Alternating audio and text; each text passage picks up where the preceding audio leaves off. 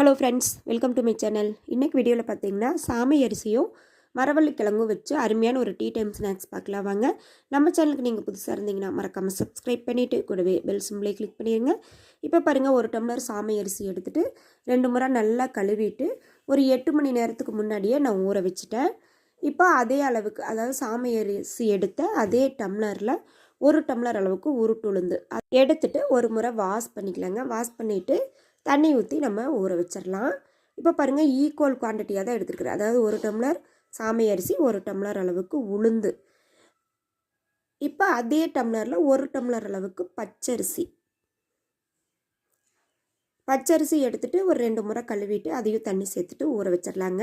இப்போ சாமை பார்த்திங்கன்னா உங்களுக்கு ஏற்கனவே நம்ம 8 மணி நேரம் ஊற வச்சுட்டோம். இப்போ இந்த அரிசி உளுந்து 1 மணி நேரம் ஊறினா போதும். சாமை அரிசி நம்மளுக்கு 9 மணி நேரம் கணக்காயிருங்க. மில்லட் எப்பவுமே ஒரு மணி நேரம் அதிகமாக ஊற வச்சு செஞ்சோம்னா நம்மளுக்கு வயிற்றுக்கு எந்த தொந்தரவுமே வராதுங்க. இப்போ பாருங்கள், ஒரு 1/4 கிலோ அளவுக்கு மரவள்ளிக்கிழங்கு அதையும் எடுத்துகிட்டு தோலெல்லாம் உரிச்சிட்டு சின்ன சின்ன பீஸாக கட் பண்ணி வச்சுருக்கிறேன். இப்போ பாருங்கள், 1 மணி நேரம் கழித்து பாருங்கள், உளுந்து பச்சரிசி எல்லாமே நல்லா ஊறி வந்துருச்சு. இதை உன்னை நம்ம எப்படி அரைச்சிக்கலாங்கிறத நம்ம பார்க்க போகலாங்க. தண்ணி இல்லாமல் சுத்தமாக வடித்து வச்சுருங்க. இப்போ நான் மரவள்ளிக்கிழங்கு வருங்க இது போல் சின்ன சின்ன பீஸாக கட் பண்ணி வச்சுருக்கிறேன். நீங்கள் மிக்ஸி ஜாரில் அரைக்கிற அப்படின்னா துருவி சேர்த்து அரைச்சிக்கோங்க. நான் கிரைண்டரில் சேர்க்க போகிறேன். அதனால தான் இந்த சின்ன சின்ன பீஸாக கட் பண்ணியிருக்கிறேன்.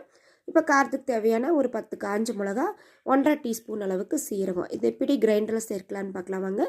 இப்போ நம்ம சேர்த்துட்ட 3 பொருளுமே சுத்தமாக தண்ணி இருக்கக்கூடாது. அதாவது உளுந்து, சாமை அரிசி, பச்சரிசியில் சுத்தமாக தண்ணி சேர்த்துக்கூடாது. ஃபஸ்ட்டு நம்ம பச்சரிசியும் சாமை அரிசியும் போட்டுட்டு ஒரு 3/4 குருணையான வரைக்கு உளுந்து சேர்த்துக்கலாங்க. வீடியோவில் பாருங்கள், பார்த்தாலே தெரியும். இப்போ நம்ம உளுந்து சேர்த்துக்கலாம். நம்ம உளுந்து சேர்த்துறதுனால உளுந்து வடைக்கு அரைக்கிற இல்லைங்களா, அந்த பக்குவத்துக்கு நம்ம தண்ணி சேர்த்தாம தான் அரைக்கணும். ஏன்னா மரவள்ளிக்கிழங்குலேயே நம்மளுக்கு தண்ணி விடும். இப்போ உளுந்து சேர்த்துட்டு பாருங்கள், ஒரு 2 சுற்று சுற்றுனதையும் நம்ம அரிஞ்சு வச்சுருக்கிற மரவள்ளிக்கிழங்க சேர்த்துக்கலாம். மரவள்ளிக்கிழங்கு சேர்த்தும் போது பாருங்கள், இப்படி இது போல் கொஞ்சம் கொஞ்சமாக நம்ம எடுத்து விட்டு தான் அரைக்கணும். இப்போ காரத்துக்கு தேவையான காஞ்ச மிளகா நம்ம எடுத்து வச்சு ஒரு 1/2 டேபிள் ஸ்பூன் அளவுக்கு சீரகம் அதையும் சேர்த்துட்டு நல்லா அரைச்சிடணும். இந்த அளவுக்கு மையாக அரைச்சிட்டு இப்போ இது கூட கடைசியாக உப்பு சேர்த்துக்கலாங்க. ஒரு 2 டேபிள் ஸ்பூன் உப்பு, கல் உப்பு சேர்த்துருக்குறேன். அதையும் சேர்த்துட்டு நல்லா அரைச்சிக்குங்க. அரைச்சிட்டு இப்போ ஒரு பவுலுக்கு மாற்றிட்டு கொஞ்சமாக கொத்தமல்லி தழை மட்டும் சேர்த்துக்கோங்க. சேர்த்துட்டு வேறு எதுவுமே தேவையில்லை, ரொம்ப ரொம்ப சிம்பிளான பொருட்கள் தான். நல்லா இது போல் கலந்து விட்டுருங்க. இப்போ கடாயில் நல்லா ஆயில் ஹீட் பண்ணிடுங்க. இது போல் நல்லா ஹீட் பண்ணிவிட்டு சின்ன சின்ன பக்கோடா சைஸ்க்கு நம்ம கிள்ளி போட்டுக்கலாம். ஆயில் ஹீட்டாக இருக்கணும், மீடியம் ஃப்ளேமில் வச்சுருங்க. வச்சுட்டு இது போல் நம்ம கிள்ளி போட்டுக்கலாங்க. நீங்கள் உளுந்து வடை மாதிரி கூட தட்டி சேர்த்துக்கலாம். சப்போஸ் உங்களுக்கு தண்ணி இருந்துச்சுன்னா அப்படின்னா கொஞ்சம் நீங்கள் பச்சரிசி மாவு சேர்த்துக்கோங்க. பச்சரிசி மாவு சேர்த்துற அளவுக்கு பாருங்கள், நம்மளுக்கு எண்ணெய் எதுவுமே குடிக்காது, நல்லா மொறுமொறுப்பாக வரும் உங்களுக்கு. நான் பாருங்கள், குட்டி குட்டி போண்டா சைஸ்க்கு நான் கிள்ளி போடுறேன். போட்டுட்டு நல்லா ஒரே மாதிரி வெந்து வரணும். இது போல் திருப்பி விட்டிங்கன்னா நல்லா ஈவனாக வெந்து வந்துடும்.